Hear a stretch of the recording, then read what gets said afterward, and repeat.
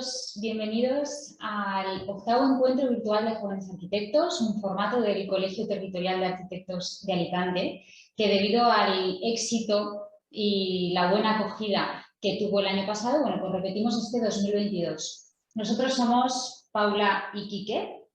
¿Y a quién tenemos hoy?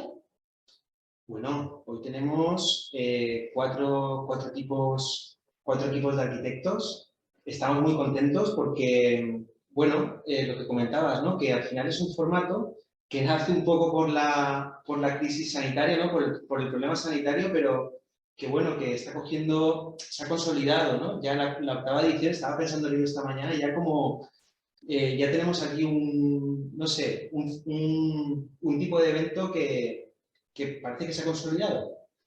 Y bueno, y además hoy estamos especialmente contentos porque tenemos cuatro estudios que hemos invitado, que nos parecen muy interesantes, tanto el trabajo que desarrollan, pero también porque son cuatro estudios de arquitectura que han decidido tomar como trayectorias muy diferentes, ¿no? Bueno, en primer lugar, participará, hará una presentación Ricardo Cuesta, que bueno, que además de ser muy buen amigo, tiene una trayectoria profesional muy interesante, caracterizada sobre todo por su adaptabilidad en entornos de trabajo diferentes. Ha estado en Valencia, ha estado en Vancouver, en Santiago de Chile, en Doha, en Dubái, creo que me dejó Colombia. Y bueno, un poco una persona que se ha sabido adaptar muy bien a estos entornos diferentes. Posteriormente participa Aver Design, que es un estudio de Orihuela que ha decidido emprender aquí en nuestras latitudes. Un estudio joven, aunque sobradamente preparado, haciendo proyectos con mucho cuidado y mucho esmero. Y luego, bueno, un colectivo que es La Cuarta Piel, que es un grupo de arquitectos que nos saludan, de diferentes lugares de España, sobre todo Alicante y Madrid.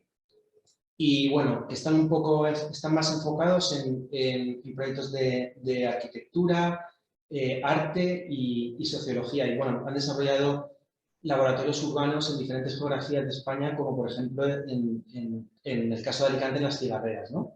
Y ya por último, contaremos con Manu Mateo, de Indómada Studio, que bueno, es un compañero que ha decidido emprender un camino no tan tradicional del arquitecto, ¿no? Con un desarrollo de trabajo más vinculado con temas audiovisuales, pero que él ha sabido poner en marcha exitosamente, incorporando e implementando aspectos que hemos aprendido nosotros en nuestra formación como arquitectos, ¿no? Así que, bueno, estamos encantados y comenzamos. Comenzamos. Muy bien. Adelante, Ricardo. Ricardo, cuando quieras. Hola chicos, ¿qué tal?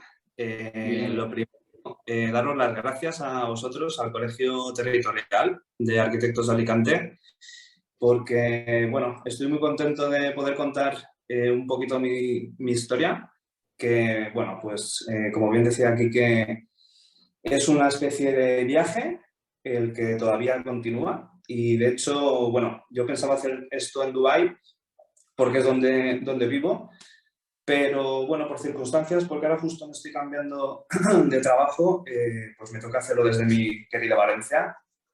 Así que bueno, me ha costado mucho encontrar el huequecillo, pero aquí estoy. Así que nada, sin más, si queréis, voy a compartir la pantalla y empezamos. Bueno, pues como os decía, mi viaje comienza en Valencia. Yo soy arquitecto de la Universidad Politécnica de Valencia desde el año 2005. Y bueno, esto precisamente es una maqueta en la que mi querido Quique me ayudó. Este es el proyecto final de carrera.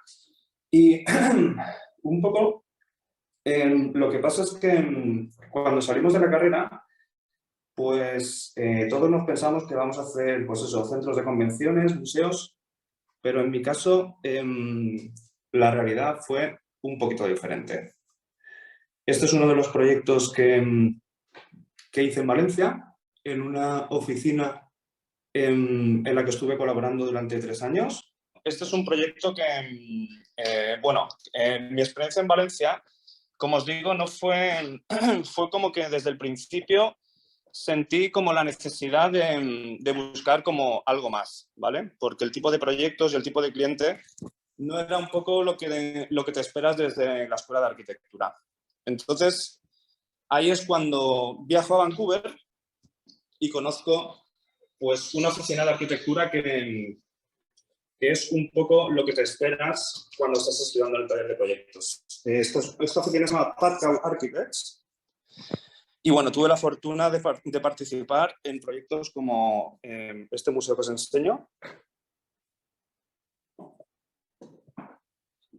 Esta es una de las salas donde estuve participando en el diseño interior también.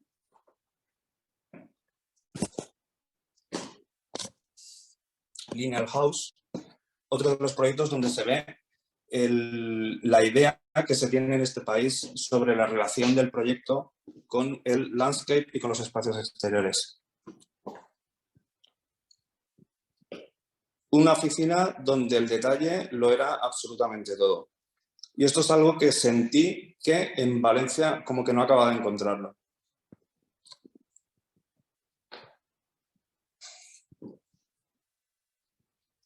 Y bueno, esta es una foto que me gusta mucho porque representa mi estado de ánimo en aquel momento. Era un poco como que para mí no habían límites. Esto fue como una lucha constante. El salir no es nada fácil, pero la realidad es que esta experiencia fue pues bastante irrepetible. Después vino Santiago de Chile,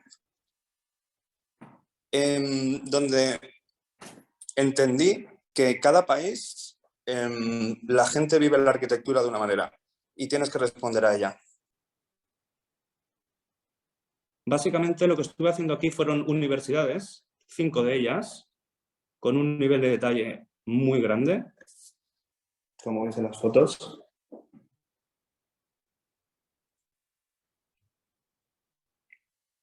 Y bueno, como os decía, donde sentí muchísima diferencia entre Chile y Vancouver, por ejemplo, fue en cómo se entendían los espacios exteriores.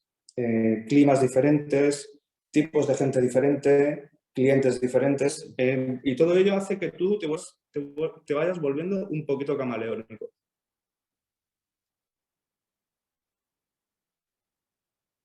Este es otro proyecto que sin haber estado en Chile nunca hubiera hecho.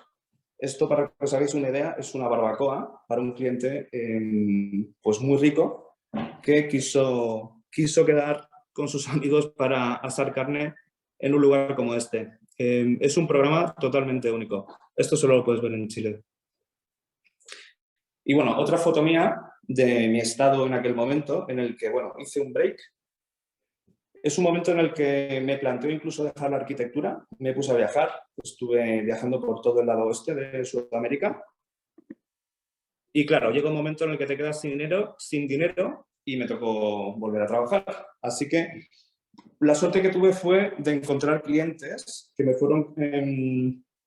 fueron contratando como concepts. Y estos proyectos, pues tuve la fortuna de hacer un poco lo que quería y de alguna manera volver a enamorarme de lo que hacía. Todo esto pasó en Colombia. Esto fue una casa que también me encargó un amigo para Valencia. Y de aquí, bueno, por una serie de circunstancias, fue cuando me moví a Middle East. El orden es un poco raro porque realmente fue Dubái, Doha, Dubái, pero bueno, los primeros proyectos son de Doha. Y aquí las circunstancias son totalmente diferentes. Esto es un lugar donde el cliente te permite dar un poco rienda suelta a todo lo que haces y es una forma de trabajar totalmente diferente. Es como que la sensación es que aquí estoy aplicando todo lo que aprendí en los lugares anteriores. Esto es una casa ibicenca, les encanta las islas. Y bueno, un poco lo que te dicen los amigos y familiares cuando saben que estás viviendo en Emiratos es, bueno, pues estarás haciendo palacios o algo. Pues sí, hice un palacio y posiblemente, esto es un proyecto que nunca pongo en el portfolio, es la primera vez que lo enseño, pero me parecía gracioso enseñarlo esta vez. Porque posiblemente es el proyecto más difícil que he hecho, porque es algo totalmente distinto. Es algo que, bueno, que tuve que investigar, tuve que ver muchas referencias, tuve que hablar con la gente y les gustó. De ahí me moví a Dubái, que es donde actualmente resido, y estos son algunos de los proyectos. Se trabaja mucho para África, se trabaja mucho para algunos países así como alrededor de Dubái. Esto fue en la primera oficina donde estuve. Estos trabajos en África, en Angola. Y este es el último master plan en el que estuve involucrado, en la parte central diseñada por Zaha Hadid. Y yo en particular pues, he hecho el diseño de algunos de los edificios residenciales.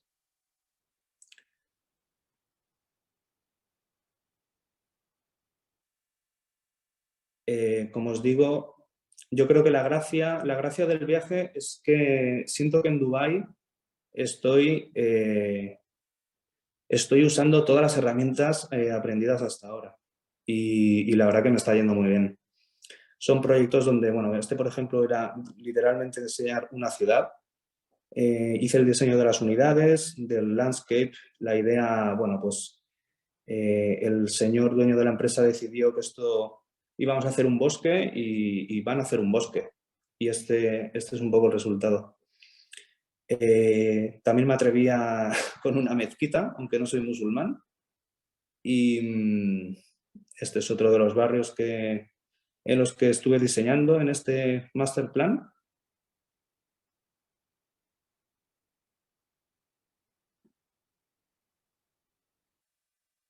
Y bueno, me gustaría acabar con esta foto, que es un poco... esta es la despedida que tuve la semana pasada en esta oficina, que os estaba enseñando el trabajo. Y es un poco el estado actual de estar contento de lo conseguido hasta ahora. Y bueno, me gustaría dar un consejo a los nuevos arquitectos o arquitectos que a lo mejor se sienten un poco estancados y es que les animo a salir.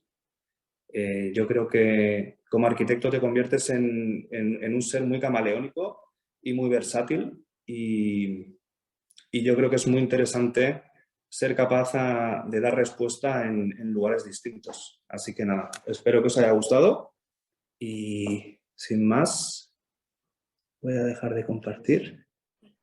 Vale, bueno, pues nosotros somos Isma Jiménez y de Babellán y somos, nada, todo lo contrario que nuestro compañero, somos como dos huevillos que acaban de salir de la carrera hace apenas como 1 o 2 años y que además todo esto, bueno, ya estudió en Valencia, yo estudié en Alicante, 2 escuelas que aparentemente como que tienen 2 visiones de enseñar la arquitectura, aunque luego nos hemos dado cuenta que bastante al final, complementaria. claro. Y nada, y que al final salimos como en una situación en la cual a nosotros nos vemos más alejados a lo mejor de nuestro entorno local, que es Orihuela, pero viene como lo que es la pandemia, viene el COVID y de alguna manera tenemos que adaptarnos a la situación, ¿no? Entonces tenemos que quedarnos en Orihuela y ante esa incertidumbre decidimos como improvisar un poco, unirnos y a ver qué pasa, ¿no? Por así decirlo. Bueno, hola a todos. Bueno, en primer lugar, muchas gracias por la invitación. La verdad es que nos ha hecho muchísima ilusión. Al principio incluso dudamos en si participar porque nos vino demasiado de sorpresa y por como ha dicho Diego, al ser como 2 polluelos que acaban de salir, dijimos, ostras, igual no estamos ni capacitados para venir a la conferencia, ¿no? En plan, ¿qué enseñamos, no? Claro, es como, ostras, acabamos de empezar y ¿qué hacemos? Precisamente por eso queríamos enfocar un poco la conferencia, no a mostrar toda la trayectoria del estudio, porque relativamente no tenemos mucha, o sea, de hecho nuestro primer año fue hace muy poquito. Entonces queríamos hablar sobre todo más en cuanto a tema de situaciones, sensaciones y casos o desafíos que nosotros nos hemos encontrado en este año de haber de saltar a la piscina y decir, bueno, vamos a probar a ver qué ocurre, ¿no? Entonces queríamos estructurar la conferencia como en 3 actos, que bueno, que más adelante iremos diciendo, ¿vale? Para ya concluir un poco con las sensaciones de este primer año. Bueno, en este primer acto, en el cual nosotros lo hemos querido así como titular Geografía, es como de alguna manera esa vuelta a casa, esa vuelta a lo local, esa vuelta el hacer arquitectura desde donde nosotros hemos crecido y nos hemos desarrollado en todos los sentidos. Entonces, en un primer momento, así como entre nosotros, aparece como esta fotografía en el cual es una marisma, ¿no? Que al final la definición de lo que es la propia marisma es como un territorio irregular donde el mar se mete a la tierra, ¿no? Y de alguna forma forma estos fractales que al final son unos ecosistemas súper complejos que generan como esta especie de formas en la naturaleza, ¿no? Y lo veíamos como mucha relación desde un primer momento en el lugar donde nosotros estamos situados, ¿no? Que es la Vega Baja, el litoral levantino español, una zona como que también es un ecosistema muy complejo de decisiones, también orgánicas, también de muchos agentes humanos o no humanos, que al final lo que van haciendo es como modificar el territorio, ¿no? Al igual que hace la naturaleza. Entonces, puesto que en un principio nos íbamos a situar aquí, queríamos saber cuáles eran las reglas del juego, ¿no? Sobre qué tablero jugábamos y qué podíamos aportar y qué podíamos hacer como arquitectos en nuestro territorio. Bueno, después de este primer acto de, digamos, o sea, como vuelta a casa, parón por la pandemia, replantearnos un poco todo y analizar el lugar, dijimos, bueno, vamos a intentar ver qué podemos aportar, cómo podemos hacer para nosotros, bueno, ser arquitectos, ¿no? Lo que queríamos era como formar parte de este mundo y demás.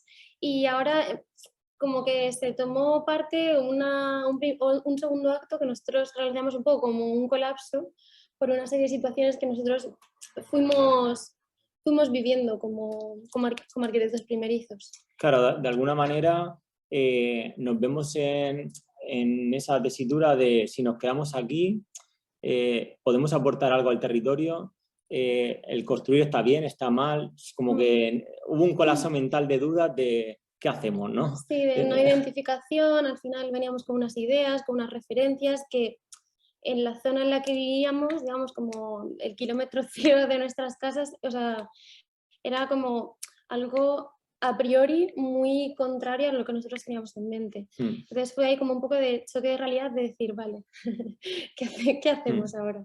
Claro, y bueno, en este caso o sea, vamos a contar como 2 proyectos que va a empezar Inma a contar, como además son superpuestos entre ellos, en los cuales nos interesa como muy poco lo que es el proyecto en sí, como la forma final o demás, porque ambos están como en fase de construcción y tampoco como que interesa tanto el resultado porque ni siquiera lo hay o lo va a ver, a lo mejor ni siquiera se construye, que esperemos que sí.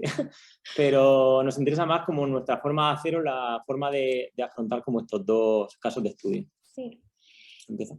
El primer desafío que se nos presenta en esta etapa de colapso es una casita, una vivienda unifamiliar que, bueno, que encima es como un arquetipo muy típico de nuestra zona, es como una casita como muy relacionada con el huerto, con piscina propia, retirada del núcleo urbano, a las faldas de la montaña, de la Sierra de Orihuela.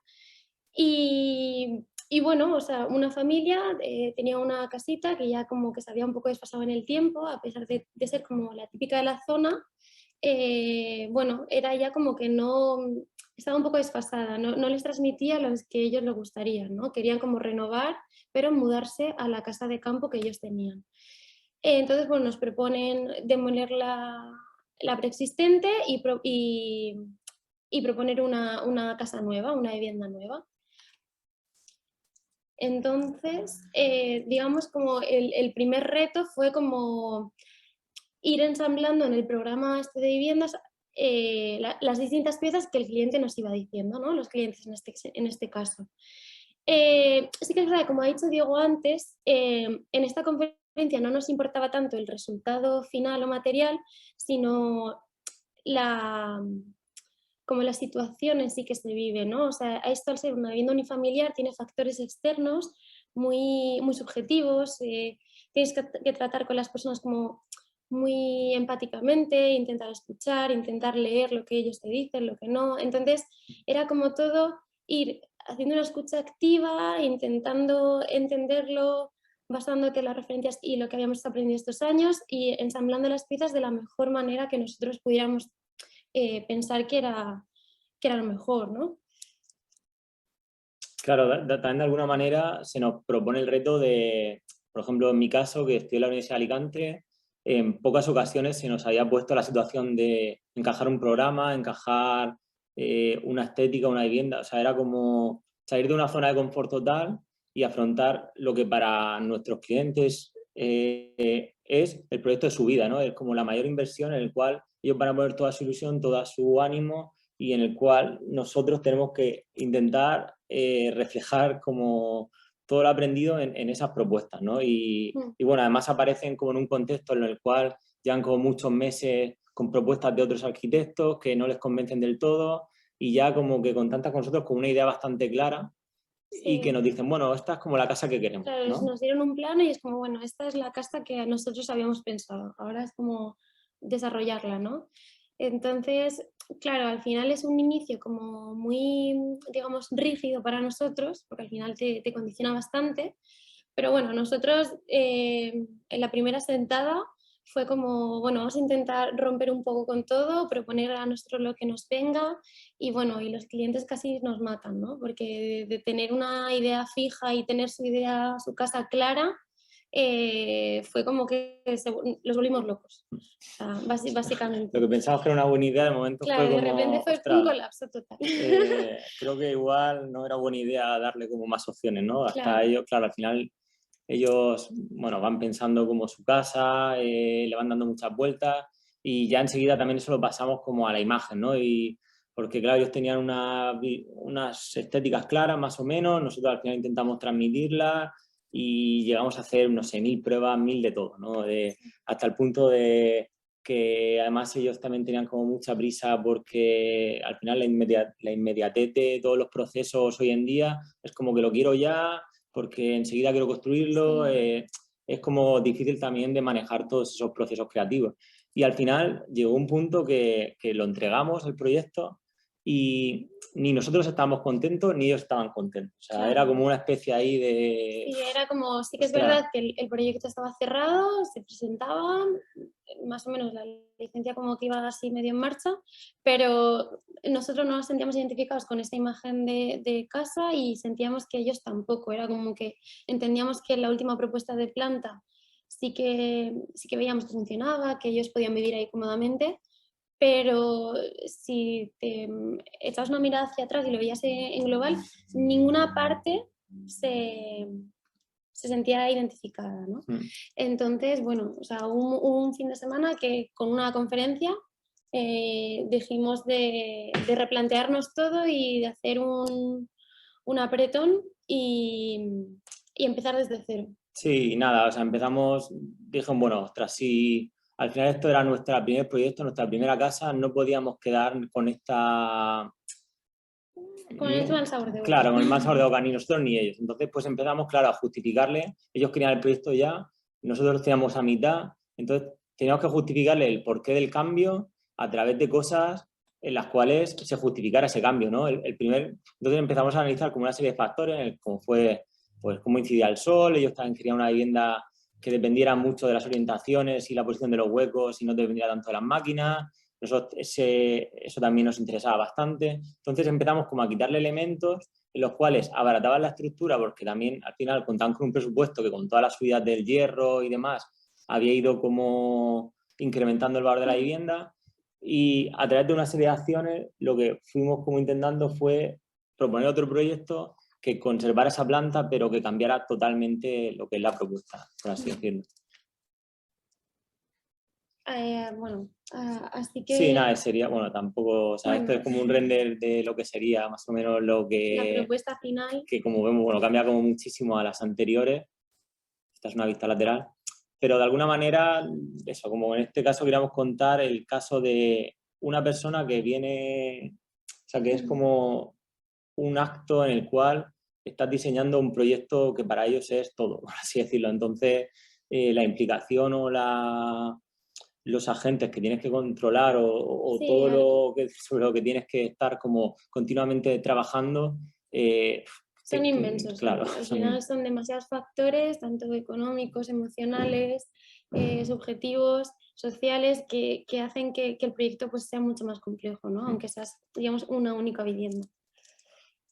Y bueno, por otro lado, así por ir rápido, porque si no nos empleamos con muchísimo, viene como todo lo contrario, ¿no? ¿Qué pasaría en el caso en el cual un inversor privado quiera hacer un edificio de viviendas, ¿no? Y además en Torrevieja. Entonces, claro, de momento nos ilusiona mucho porque al final Es otro desafío, es otro desafío en el que encontrarnos, pero por otra parte estamos en Torrevieja que al final cuando alguien habla de Torrevieja pues siempre está como muy vinculado al boom inmobiliario, a la fiebre del ladrillo, a la arquitectura inmobiliaria, por así decirlo. Entonces, de alguna manera teníamos el reto de cómo situarnos ante todas estas situaciones, ¿no? Hasta ante estas fachadas, este racionalismo de los años 80 que emerge en Torrevieja, estas formas de balaustradas, arcos, en las cuales es una realidad porque cualquiera que viaje por nuestra costa es una arquitectura que le resulta familiar y la cual predomina en todo el Levante y además está asociada como al mal gusto, a la especulación, a lo cutre, a la falta de criterio, pero resituándonos como en todo este contexto, creemos que también se puede, o sea, creo como que se puede asociar al domingueo, al olor a playa, a como una serie de factores, sí, los cuales a lo mejor si nos abstraemos un poco de ellos no son tan cutres o chungos, ¿no? Por así decirlo. Entonces, lo que hacemos en un primer instante es como después de pasearnos por allí, hacer como unos reportajes súper extensos, elegir como una serie de elementos los cuales nosotros creíamos que teníamos que introducir, ¿no? Entonces, uno de ellos son estos picos que aparecen en muchos edificios, en los cuales pues el edificio se suele orientar como a la costa o para coger una mejor orientación al sol, los elementos de balaustrada, arcos, formas, las escaleras redondas. Entonces, a partir de eso, intentamos construir un edificio el cual conviva con el entorno, ¿no? Que no rompa ni le dé la espalda a lo que sería su entorno construido, sí, sino que ponga en valor casi todas esas arquitecturas sin autor, pero que a su vez predominan, ¿sabes? Por así decirlo. Sí, al final nosotros también entendemos que, bueno, a veces nace un poco de la vuelta a casa, ¿no? De que la importancia de donde tú has crecido, del entorno que te rodea. No estamos de acuerdo con darle la espalda al final al lugar en el que vamos a intervenir, ¿no? De hecho, el edificio tiene dos fachadas, una que puede vincularse más con el mar, con esa idea de querer formarse, como fundirse con el mar, intentar coger toda esa proyección de luz, esa proyección de sol que tanto gusta, ¿no? Y que tanto caracteriza también nuestra zona. Y luego hay una fachada mucho más austera, mucho más que imita, ¿no? Que utiliza las texturas y los materiales que hay en Torrevieja, en toda nuestra zona. Mezcla también esos arcos con las barandillas, con a lo mejor con formas mucho más cuadradas. Es una fachada que dialoga con su edificio de enfrente, con el de al lado y con el que camina por la acera diciendo que, bueno, que somos nuevos, ¿no? Soy nuevo, pero no rechazo ya lo que hay, sino al contrario, sino queremos como poner en valor lo que hay, intentar proporcionar otra idea, otra forma de visión.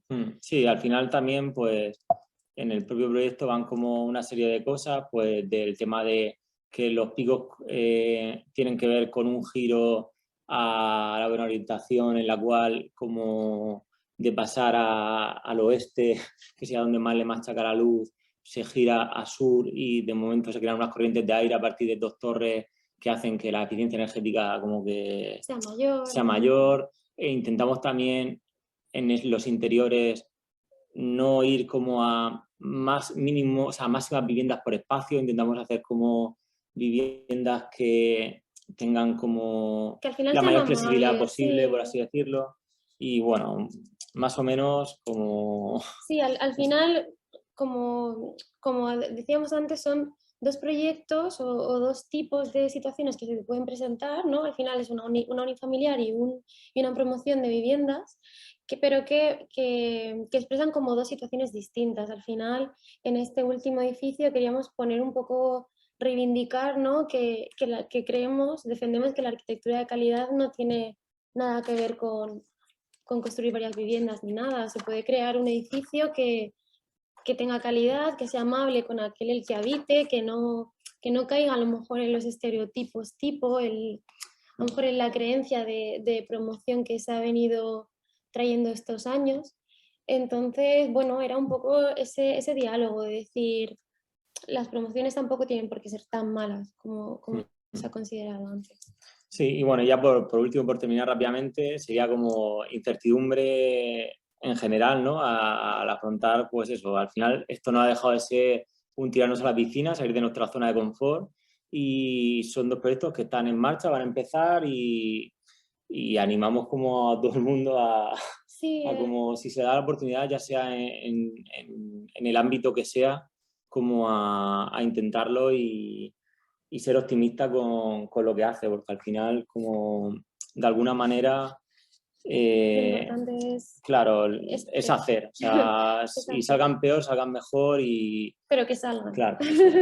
Al final este último y tercer acto tiene mucho que ver con al final refleja nuestra situación actual y es como todos estos proyectos y alguno más que está entrando y demás están en papel todavía tenemos incertidumbre de qué va a pasar ahora cuando se construya, va a haber situaciones, va a haber cosas que tengamos que resolver que no sabemos todavía ni cuándo ni cómo lo vamos a hacer. Esperemos que bien, pero bueno, siempre está ahí. Sabemos que tenemos idea de crecer, tenemos plan de crecer y mucha ilusión, pero sabemos que siempre va a haber un punto de incertidumbre que en el fondo creemos también que es sano, porque al final es esta la que te va a ayudar a salir de tu zona de confort y eso significa que te va a ayudar a crecer.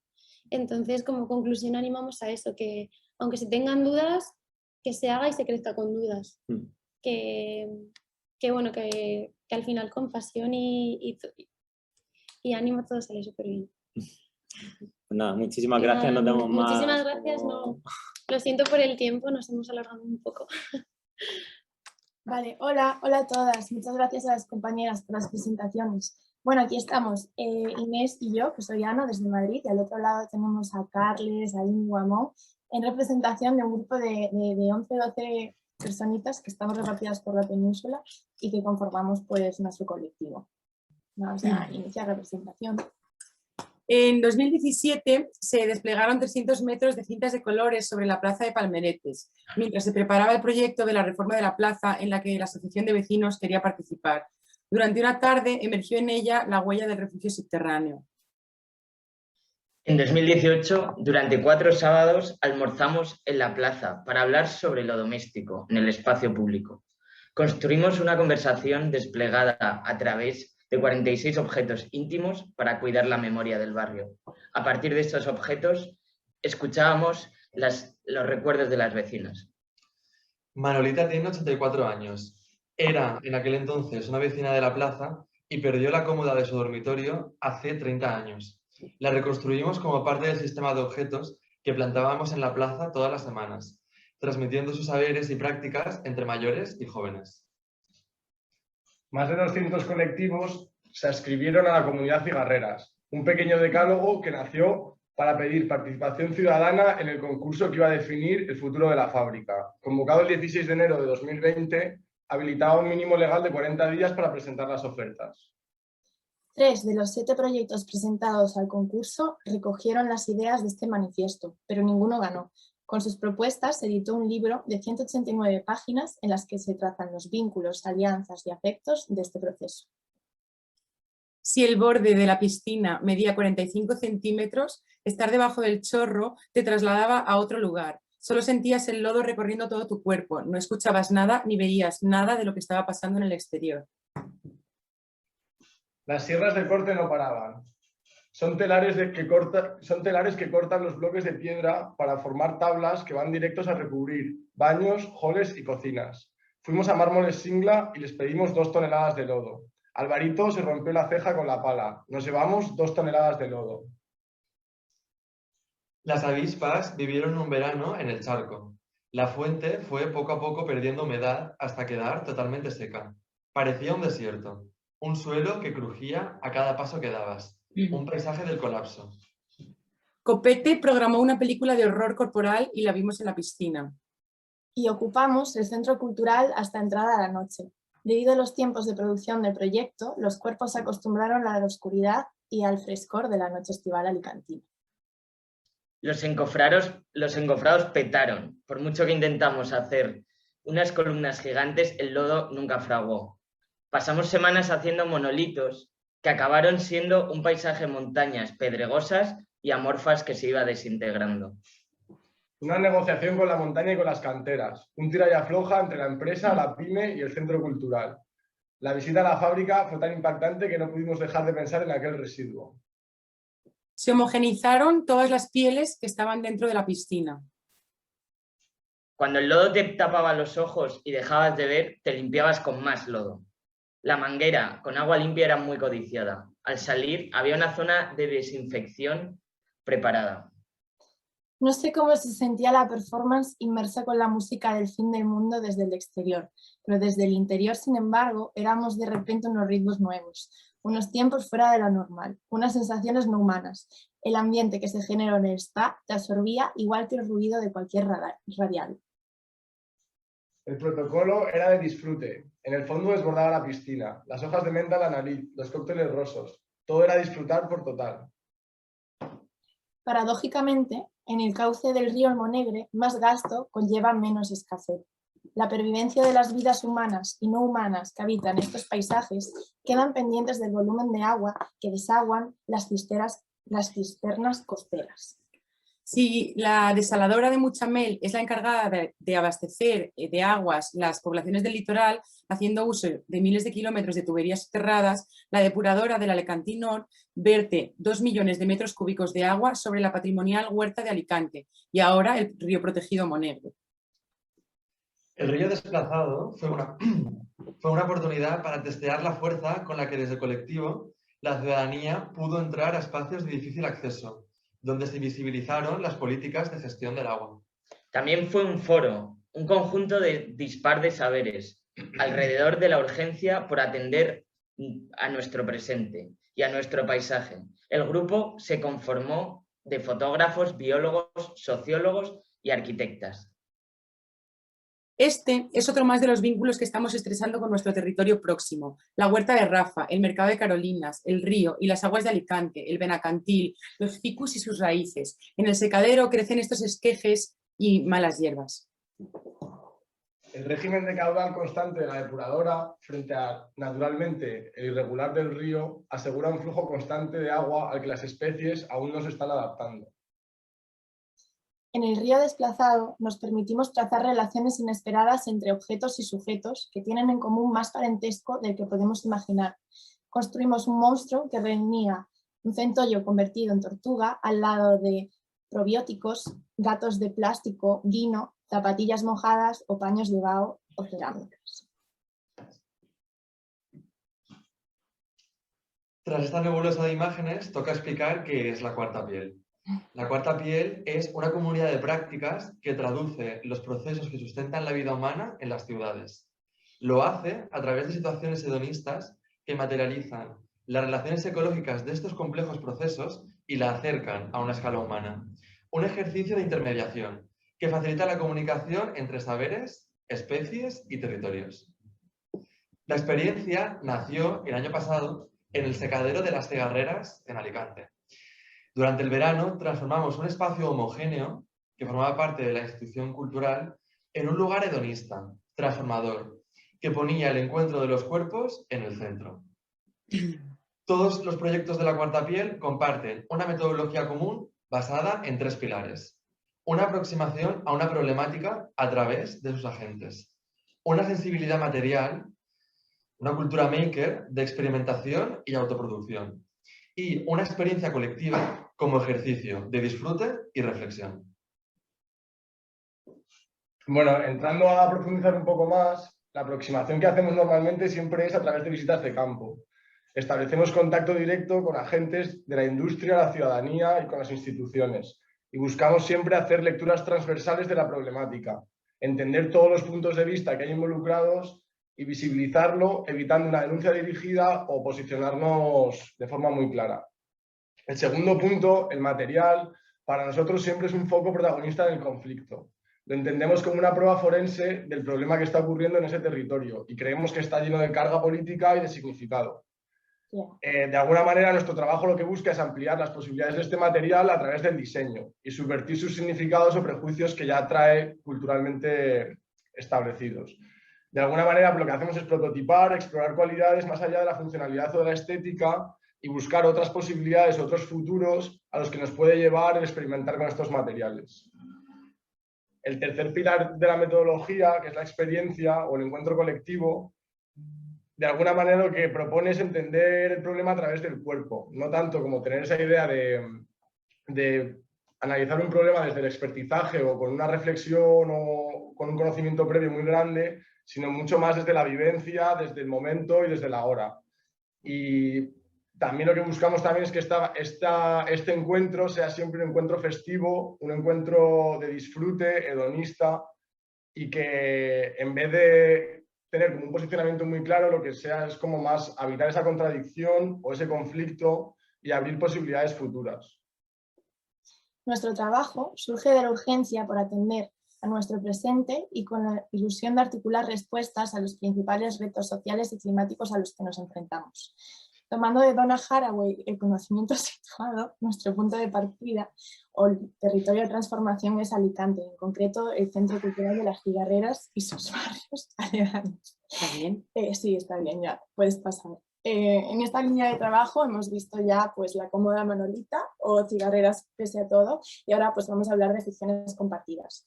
Fue una programación estival que reactivó las naves del antiguo secadero de la tabacalera de Alicante y que trató sobre la memoria, los afectos, la economía y la ecología del centro.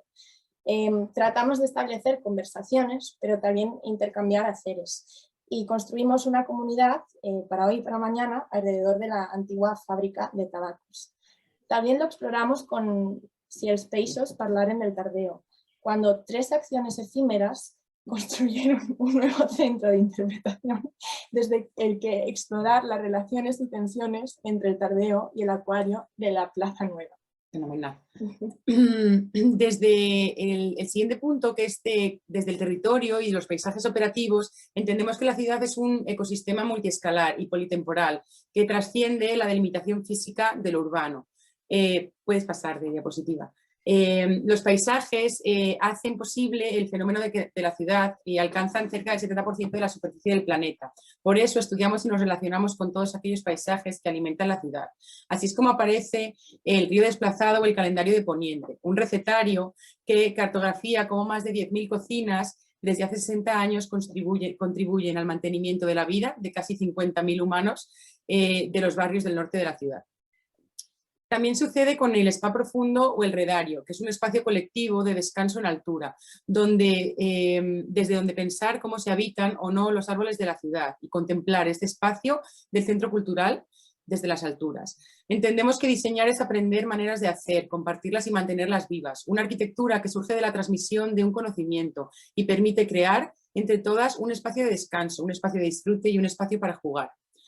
Reivindicar las arquitecturas menores es reivindicar nuevas metodologías, un proyecto que moviliza un contacto con una red de prácticas locales. En este caso, proyectar es también aprender cuáles son las herramientas de los pescadores. Por otra parte, nuestra práctica también busca atravesar la colaboración, siempre trabajando desde lo micro hasta lo macro. Buscamos de alguna manera generar parentescos extraños, convivir con aquello que muchas veces no prestamos atención en la ciudad, y eso implica atender a otras especies, ¿no? Creamos con la hipercueva, creamos una experimentación material que era una simbiosis tanto de programas, ya que era un espacio escénico, una granja de micelios, un playground o una zona de conciertos, que estaba construida con paja y con los retales de tela de las casas del entorno de Tabacalera, de Alicante. Entonces, en este espacio había un protagonista que era el hongo, que es el aparato digestivo de la naturaleza. Y al final es un sistema capaz de sintetizar nuestros residuos, y el pajar efectivamente iba a ser uno de sus mejores materiales para poder permitir que creciese. En la hipercueva se construyó un enorme telar gracias a aprender las técnicas de costura de la mano del colectivo de ecocostureras AMA Made in Cielo, con telas donadas por el barrio, y gracias a la colaboración con la Fundación Lázaro. Finalmente, las balas de paja que no se pudieron reciclar han servido para un pequeño ganado en Muchamel, de cabras. También con el jardín mutante, usando viejo mobiliario urbano cedido por la Universidad de Alicante, se desarrolló un espacio y un laboratorio de hidroponía para el secadero. Fue un proceso en colaboración o compartido con el Centro de Acogida de Menores de Lucentum, el colectivo Edus y Jove, y las personas que al final venían siempre a los talleres y permitían que el diseño se hiciese entre todas. Y bueno, esta ha sido la presentación de nuestras líneas de trabajo en este último punto. Queríamos agradecer al Colegio Territorial de Arquitectos de Alicante por la invitación al evento, y nos vemos este verano en el secadero, confirmado 100%, así que estáis invitadas. Vale, fenomenal. Pues nada, primero agradecer a los compañeros por exponer su trabajo y compartirlo, y a vosotros, a Quique, a Paula y al Colegio de Arquitectos por la invitación. Y nada, por no alargarme mucho, voy a empezar. Yo soy Manu Mateo, de Indómada Studio. Bueno, voy a contar brevemente cómo he acabado en este proyecto de Indómada Studio, tan alejado de la arquitectura, partiendo de ahí, de la arquitectura, dando un poco de vueltas y empezando quizás más de una vez, como seguro es el caso de muchos otros compañeros. A ver, yo empecé por poner un punto de partida, empecé en Valencia, estudié allí en la Politécnica, y bueno, aparte de mi formación, de las clases, me involucré mucho con un colectivo que se llamaba Arquitectura se mueve, y con el que buscábamos un poco despertar el espíritu crítico y fomentar una mayor participación activa de la comunidad universitaria en su compromiso con la sociedad.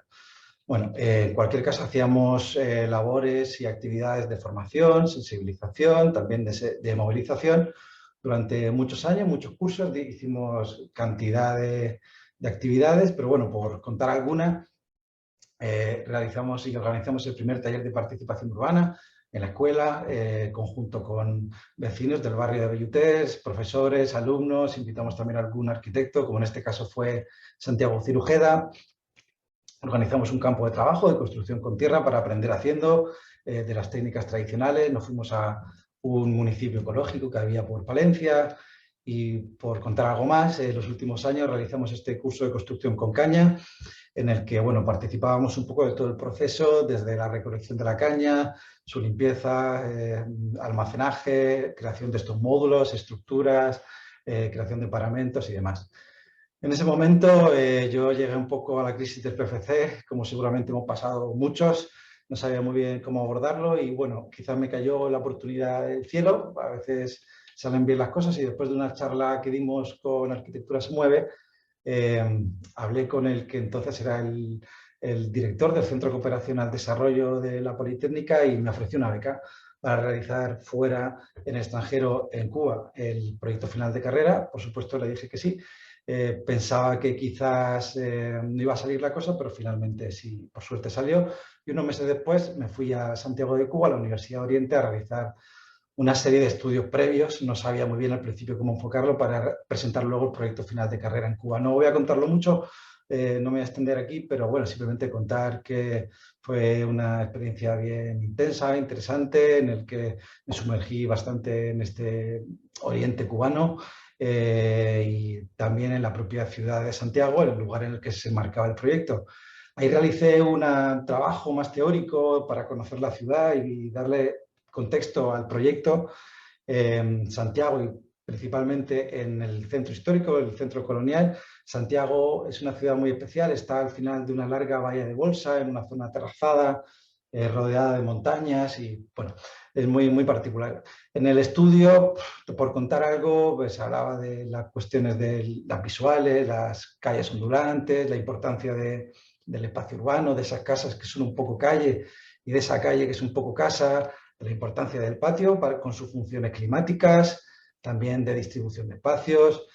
Y bueno, después de todo aquello me despedí de Santiago y volví a Valencia a presentar el proyecto, que era esto, la Casa de la Nueva Música. Tampoco me voy a extender mucho, pero bueno, contar que el proyecto se ubicaba al final de una calle muy importante, cultural y muy, muy viva de la ciudad de Santiago, que es la calle Enramadas.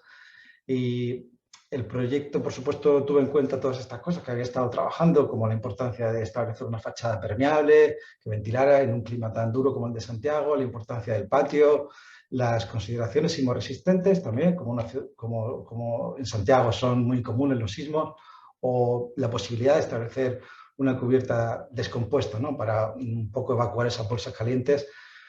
Estas son algunas imágenes del proyecto, algunas secciones de este proyecto que contemplaba una recuperación de una nave industrial en toda una manzana y luego una parte de nueva planta conectado con pasarelas, generando una serie de patios y de lugares abiertos de encuentro.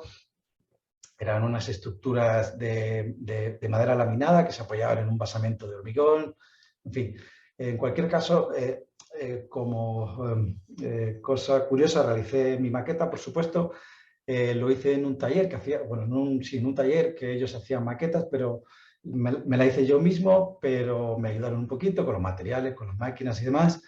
Y bueno, les gustó un poquito cómo quedó la cosa y finalmente, después de presentar el proyecto final de carrera, acabé trabajando ahí, haciendo maquetas por encargo.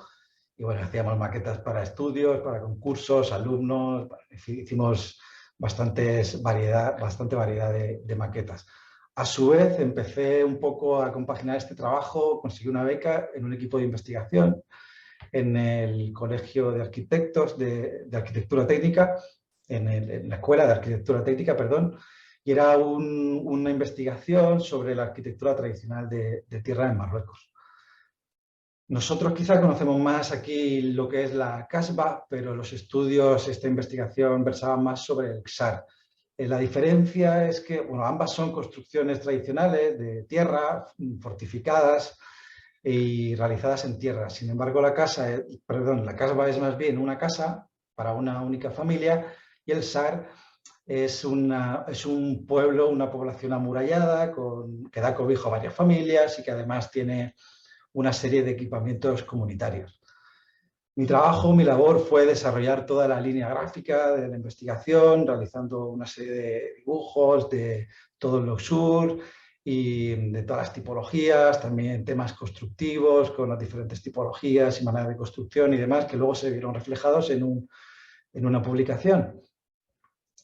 Por suerte también aprovechamos para viajar ahí a Marruecos, para hacer trabajo de campo, hacer levantamientos y, en fin, también lo hicimos coincidir con un workshop internacional con la Universidad de Granada y hacer también un levantamiento de algunas casbas y demás. Y un poco sumergirnos en este fascinante mundo de tierra que es el Marruecos profundo. En ese momento también no sabía muy bien hacia dónde ir y me tiraba todavía un poco la cosa latina, me había quedado el gusanillo y empecé a tirar currículum y tirar de contactos por Latinoamérica y sonó la flauta, me ofrecieron trabajo como profesor en una universidad católica de Ecuador, sede Esmeraldas. A mí y a mi pareja nos fuimos para allá. Yo no sabía ni dónde estaba eso, vosotros tampoco, supongo. Esmeraldas está en el norte de Ecuador, en la costa pacífica, muy cerca de Colombia, una zona afro, como Santiago de Cuba. Y bueno, no voy a contar mucho aquí, estuve un semestre, esto en la universidad, y mis alumnas en una de los eventos del año de el concurso de belleza de la Pucese o no sé qué, bueno, no voy a contar mucho, tampoco interesa ahora, y bueno, pues aproveché para viajar por el lugar, para conocer, pero no me veía tampoco desarrollando mi labor como docente allí, y ya que estaba allí, pues empecé a buscar otro horizonte laboral y para aquello me fui para Quito, para la capital.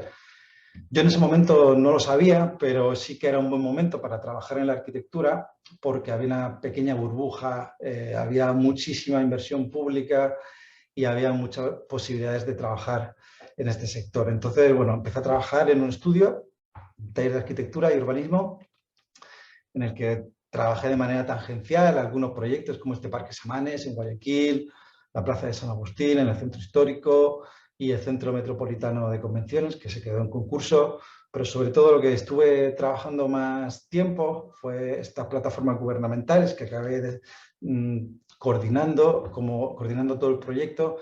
Bueno, se ubicaban muy cerca de un parque muy conocido, que es el Parque de la Carolina, muy cerca de mi casa. Y bueno, este edificio eran unas grandes torres horizontales, eran 2 y 2, que albergaban una serie de oficinas gubernamentales y ministerios y cosas así. Finalmente no se construyó porque la burbuja pinchó y construyeron algunas plataformas, no esta. En cualquier caso, yo me salí de ahí y busqué trabajo en otro estudio y casualmente conseguí trabajo en otro proyecto también para el gobierno. En este caso era el Parque de la UNASUR. También acabé coordinando este proyecto.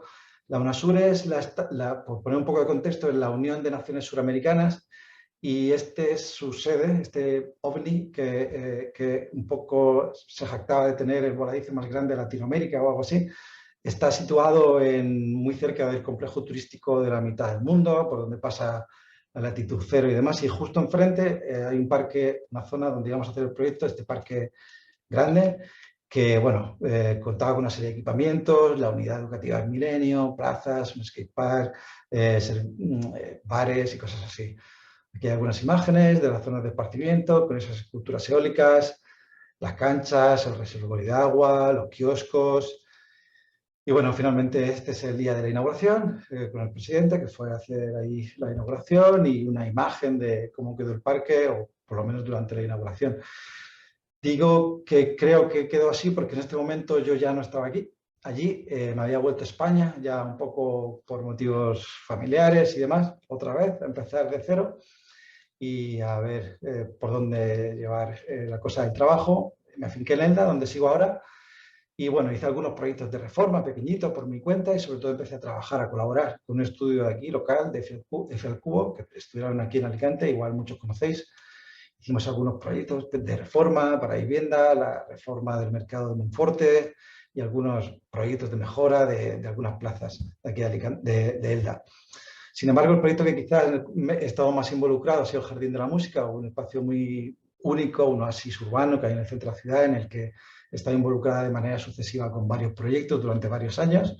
La cosa empezó con esta casa grande que hice con F al Cubo, en el que habilitamos la planta baja para una zona de exposiciones y cambiamos la cubierta y intervenimos en la planta primera para albergar una serie de oficinas municipales. Recuperamos el color original y demás. Años después, yo realicé también, esta vez solo, el plan director para la recuperación del jardín, ya de manera integral.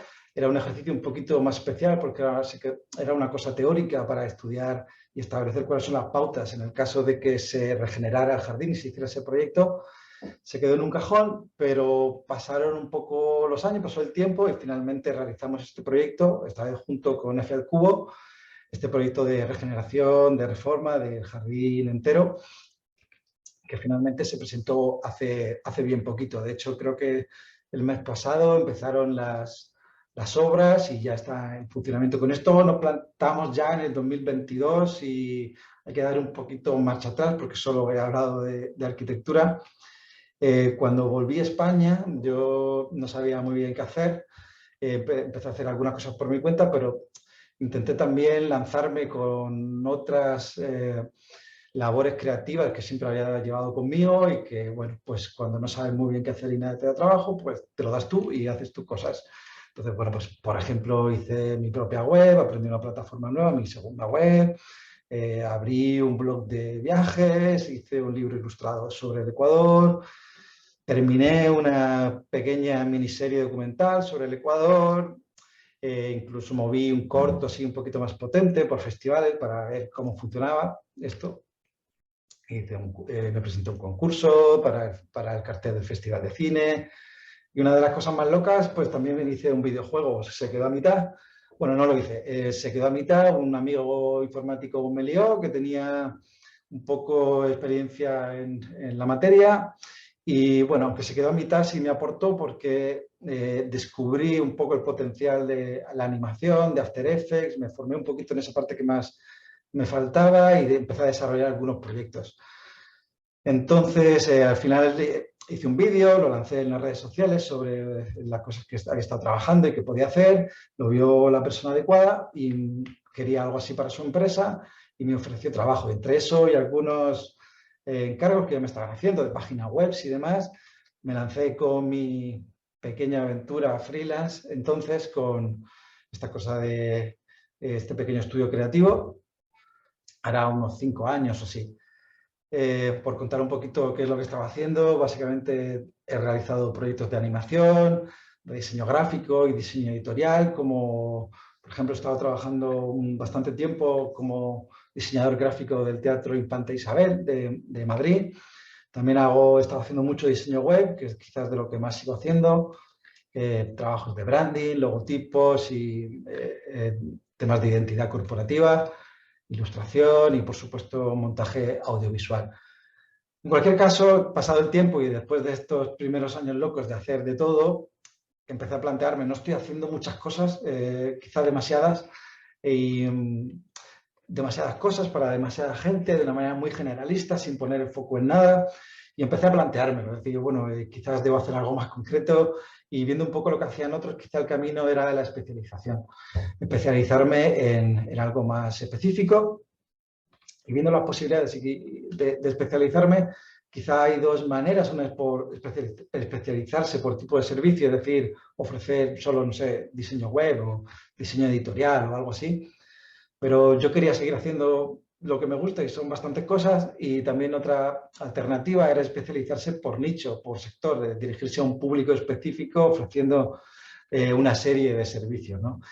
Esa fue un poco mi elección o mi aventura. Me costó bastante decidirme por todo el proyecto, el nombre, cómo enfocarlo, pero después de algunos proyectos que había estado ya realizando de esta temática y, por supuesto, cosas que desde siempre me han acompañado y me han gustado, como es el tema de los animales y la fauna y la naturaleza y demás, nace este proyecto ahora unos 2 años, pandemia mediante, de Indoma Studio, que, como digo, es un estudio creativo pero especializado en un nicho específico, que es ofrecer servicios creativos para fotógrafos de naturaleza y de manera un poquito más amplia para empresas y organizaciones comprometidas con la conservación.